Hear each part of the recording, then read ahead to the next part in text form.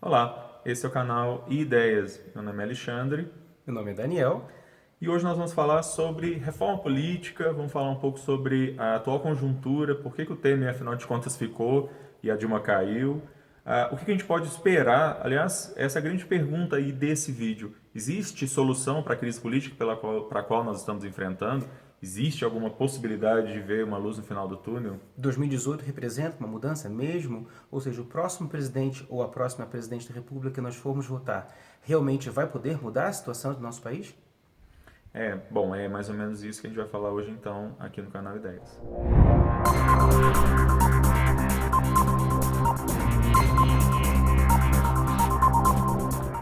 Bom, a reforma política e a votação na Câmara na semana passada, elas têm algumas correlações que a gente queria estabelecer aqui.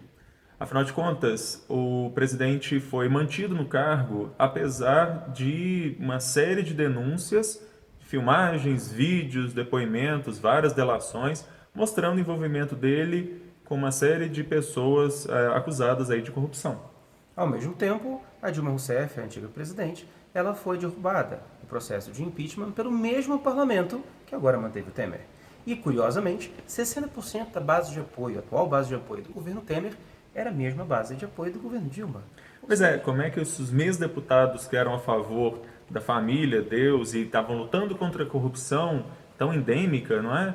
E que teria então acabado pelo visto. E agora eles, mesma questão de corrupção, ou melhor, né, uma questão de corrupção agora com provas de corrupção mesmo, e não de abstratas pedaladas fiscais, levaram a julgamentos tão diferentes. Pois. Então, o que nós tentamos discutir agora com vocês é exatamente a possibilidade de nós termos, de fato, uma alteração do cenário político do Brasil. Muitos autores, muitos intelectuais, sociólogos, cientistas políticos, identificam o problema como sendo algo estrutural, ou seja, não conjuntural em função desse ou daquele presidente. Ou seja, o problema estaria, porventura, no nosso presidencialismo de coalizão. O que é o presidencialismo de coalizão, Alexandre? Bom, desde a Constituição de 88 foi formado um sistema multipartidário com um Congresso muito forte e um presidente que depende do Congresso para poder governar. O problema, isso não é um problema, quer dizer, é claro que o legislativo ser um órgão forte é algo que qualquer democracia almeja. A questão é que esse Congresso ele é muito forte, mas ele tem pouca responsabilidade. Afinal Exatamente. de contas, a maior parte das pessoas, se forem perguntadas nesse momento para quem é que elas votaram para deputado ou senador, provavelmente elas não se lembram. No entanto, o presidente da República o tempo todo tem que manter e recosturar uma base que não é fixa, ao contrário, ela é extremamente instável e ela vem se tornando cada vez mais instável à medida que os presidentes vão se sucedendo uns aos outros, até culminar na maior instabilidade que foi durante a presidência da Dilma Rousseff. Exatamente. Ou seja, desde 88 para cá, foi aumentando a instabilidade dessas coalizões. O problema em si nem seria a própria coalizão, a própria existência de coalizões, porque presidencialismos em outros países e até parlamentarismo funcionam em base de coalizões em muitos países. O problema é que a fragilidade dessas coalizões vem sendo crescente no nosso país, de modo que a pluralidade partidária e dentro dos próprios partidos, dessa multiplicidade de partidos, mais de 30 partidos, existe várias correntes internas e bancadas que têm demandas específicas e cada vez mais plurais. Ou seja, a governabilidade fica quase impossível no nosso país e que veio aumentando, né, combinando como o Alexandre colocou, na derrubada não só do governo, da ex-presidente, e alguns autores na ponta, como a derrubada, inclusive, do modelo da nova república.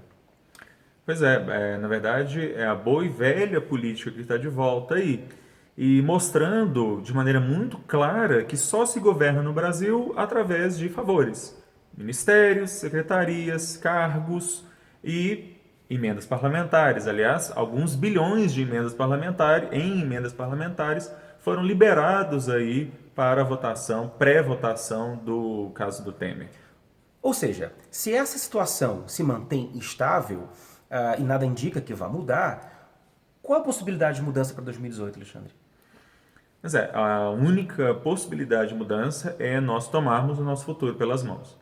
E percebam, o Congresso Nacional ele está muito alheio a essas questões, ele está muito alheio à vontade popular. Quando a gente pensa na impopularidade do Temer, E quando a gente pensa na porcentagem altíssima de pessoas que queriam que a investigação permanecesse ou que a investigação tivesse continuidade, a gente vê que o Congresso legisla ou decide a revelia. Tem uma entrevista de um deputado do Rio Grande do Sul, deputado federal pelo Rio Grande do Sul, bastante significativo nesse sentido, que é o Darcísio Peronde, do PMDB, em que ele vai dizer que a opinião do povo não importa. De certa maneira, é isso que ele diz quando ele diz que o povo não precisa entender as reformas. Né? Que quem sustenta o governo é o Congresso, a grande imprensa, ele diz literalmente a grande imprensa, os grandes formadores de opinião e o grande capital político financeiro, ou seja, o povo não é o soberano pela linguagem desse deputado. Ou seja, isso remete a uma tradição política, aliás, muito antiga, brasileira, desde o século XIX, de crer numa tecnocracia que governaria sem a participação do povo. Enfim, então como nós tomamos o nosso futuro pelas mãos? Se a gente participar, cobrando do nosso parlamento, a reforma política com termos populares. Ou seja, não podemos esperar que os próprios parlamentares que forem fazer a reforma política farão uma reforma política de interesses democráticos, de interesses populares, de interesses verdadeiramente republicanos. Ou seja, nós, como população, como sociedade civil, como leitores, devemos nos informar a respeito do que é reforma política, procurar conhecer os seus termos e então nós colocarmos a nossa agenda com firmeza, com coragem. Ou seja, se não for feito uma participação popular ativa de agora até 2018, para que haja uma reforma popular, uma reforma política de natureza popular, certamente 2018 não apresentará grandes esperanças, independentemente de quem estiver lá.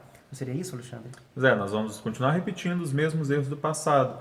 E nós temos que aprender com esses erros. Não dá para as reformas continuarem sendo feitas pelo alto, não dá para a gente continuar alheio. A política interfere na nossa vida. Afinal de contas, você ser empregado terceirizado, você ter direitos previdenciários ou não, você ter a CLT, você ter, enfim, todos os seus direitos à saúde, educação, etc. Tudo isso passa pela política, isso passa o tempo todo. E são esses nossos representantes que não vêm de Marte que vão decidir. Porque, na verdade, no final das contas, ao contrário do que disse o deputado, o que o povo pensa sobre isso é a única coisa que deveria importar na hora de tomar uma decisão política.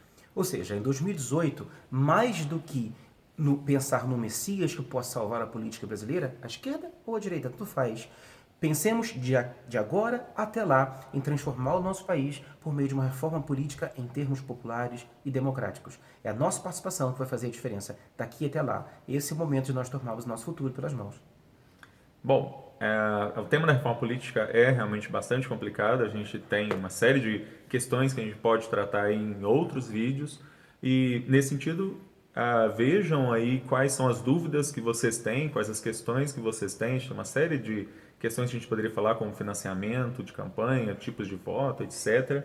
Se você gostou do vídeo, curta, compartilhe, assine o canal, veja os nossos outros vídeos aí. Nós temos algumas outras discussões sendo feitas. E faremos mais daqui adiante. Ou seja, mantenha-se ligado e até o próximo vídeo.